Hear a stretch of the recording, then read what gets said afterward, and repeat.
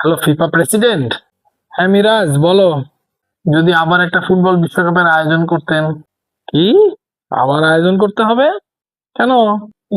মানে আমরা গত বিশ্বকাপের সময় জিম্বাবুয়ের সাথে খেলতে গেছিলাম। ওইখানে যেয়ে আমরা টেস্টে হারছি, ওয়ানডেতেও হেরে গেছি, টি-টোয়েন্টিতে কোনো রকম মান সম্মান নিয়ে ফিরে আসতে পারছি। তো আমি কি করব? না মানে তখন সবাই ব্রাজিল আর্জেন্টিনা নিয়ে ব্যস্ত ছিল, তো তাই আমাদের হারে কারো মাথা ব্যথা ছিল না, তাই আমাদের গালিও খাইতে হয় নাই। আরে গত বিশ্বকাপ আয়োজন করে আমার নিজেরই লঙ্কা লেগে গেছে। আমি নিজেই আর প্রেসিডেন্ট থাকতে পারি কিনা তার কোনো নিশ্চয়তা নাই। তো এখন তো অস্ট্রেলিয়ার সাথে খেলা, তাও আবার অস্ট্রেলিয়ার মাটিতে। আমার কি করার আছে? যদি আবার একটা বিশ্বকাপ আয়োজন করতেন তাহলে সবাই বিশ্বকাপ নিয়ে ব্যস্ত থাকতো। না না, আমার দ্বারা আয়োজন করা সম্ভব না।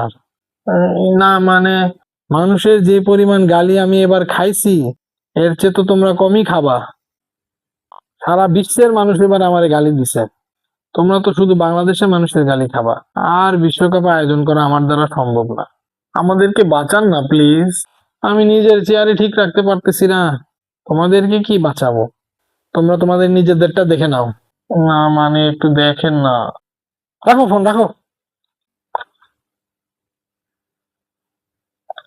আবারও গালি খাইতে হবে? খাইলাম, তাতে কি? আমাদের তো অভ্যাস হয়ে গেছে গালি খাইতে খাইতে। নিজের চেয়ারই বাঁচাইতে পারতেছি না, বাংলাদেশটা কি বাঁচাবো?